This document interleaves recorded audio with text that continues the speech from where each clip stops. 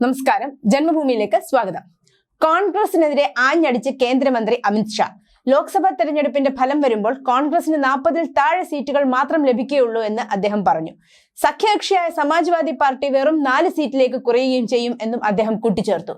ഉത്തർപ്രദേശിലെ കുശിനഗറിൽ BJP സ്ഥാനാർത്ഥി വിജയ് കുമാർ ദുബൈക്ക് വേണ്ടി പ്രചരണത്തിനെത്തിയതായിരുന്നു അമിത്ഷാ. രാഹുൽ ബാബ, നിങ്ങളുടെ കോൺഗ്രസ് പാർട്ടിക്ക് 40 സീറ്റുകൾ പോലും ലഭിക്കില്ല. അടുത്ത 5 വർഷത്തേക്ക് നരേന്ദ്രമോദി പ്രധാനമന്ത്രിയായി തുടരും. അദ്ദേഹം ആ സ്ഥാനം വഹിക്കണമെന്ന് രാജ്യത്തെ ജനങ്ങൾ ഉറച്ച തീരുമാനം എടുത്തിട്ടുണ്ട് എന്നും അമിത്ഷാ പറഞ്ഞു. കിഴക്കൻ ഉത്തർപ്രദേശിൽ പ്രധാനമന്ത്രി നരേന്ദ്രമോദിയും 2 ഷഹസാദുകളും തമ്മിലാണ് ലോക്സഭാ തെരഞ്ഞെടുപ്പ് മത്സരമെന്ന് അമിത്ഷാ അഭിപ്രായപ്പെട്ടു. രാഹുൽ ഗാന്ധി, അഖിലേഷ് യാദവ്, തേജസ്വി യാദവ് എന്നിവരെ പരാമർശിച്ചാണ് അദ്ദേഹം പറഞ്ഞത്.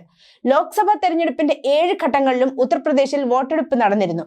അവസാന ഘട്ടം ശനിയാഴ്ചയാണ്. ഈ സംസ്ഥാനത്ത് സീറ്റ് വിഭജന ധാരണയുണ്ടാക്കി സമാജ്വാദി പാർട്ടിയുമായി സഖ്യത്തിലാണ് കോൺഗ്രസ് തിരഞ്ഞെടുപ്പിനെ നേരിടുന്നത്.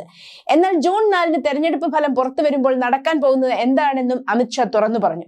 കനത്ത പരാജയം ഏറ്റുവാങ്ങി രാഹുൽ ഗാന്ധിയും കൂട്ടരും പത്രസമ്മേളനങ്ങൾ നടത്തുമെന്നും തെരഞ്ഞെടുപ്പ് യന്ത്രങ്ങൾ കാരണമാണ് തങ്ങൾ തോറ്റതെന്ന് പറയുമെന്നും അമിത്ഷാ പരിഹസിച്ചു. തുടർന്ന് മല്ലികാർജ്ജുൻ ഖാർഗെയ്ക്ക് തന്റെ പണി പോകും, രാഹുലിനെയും പ്രിയങ്ക ഗാന്ധിയും അപ്പോഴും ആരും ഒന്നും പറയില്ലെന്നും ഷാ കൂട്ടിച്ചേർത്തു.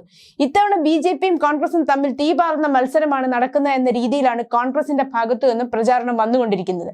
എന്നാൽ നിഷ്പക്ഷ തെരഞ്ഞെടുപ്പ് വിലയിരുത്തലുകാരൊക്കെ ഈ വാദം തള്ളിയിരുന്നു. കോൺഗ്രസ് ചിത്രത്തിലേ ഇല്ല എന്ന് വ്യക്തമാക്കിക്കൊണ്ട് പ്രശാന്ത് കിഷോറും പ്രദീപ് ഗുപ്തയെ പോലെയുള്ള നിഷ്പക്ഷ തെരഞ്ഞെടുപ്പ് വിദഗ്ധർ രംഗത്ത് വന്നിരുന്നു. എന്നാൽ ഏറ്റവും ഒടുവിലായാണ് കോൺഗ്രസിനെ വലിയ നാണക്കേടിലേക്ക് തള്ളിയിടുന്ന കണക്കുമായി കേന്ദ്ര ആഭ്യന്തരമന്ത്രി അമിത്ഷാ തന്നെ രംഗത്ത് വന്നത്. നേരത്തെ 5ാം ഘട്ട തെരഞ്ഞെടുപ്പ് നടന്നപ്പോൾ തന്നെ BJP 310 സീറ്റുകൾ ഉറപ്പിച്ചു കഴിഞ്ഞു എന്ന വിലയിരുത്തൽ പാർട്ടി നടത്തിയിരുന്നു. ഇത് തുറന്നു പറഞ്ഞുകൊണ്ട് അമിത്ഷായും രംഗത്ത് വന്നിരുന്നു.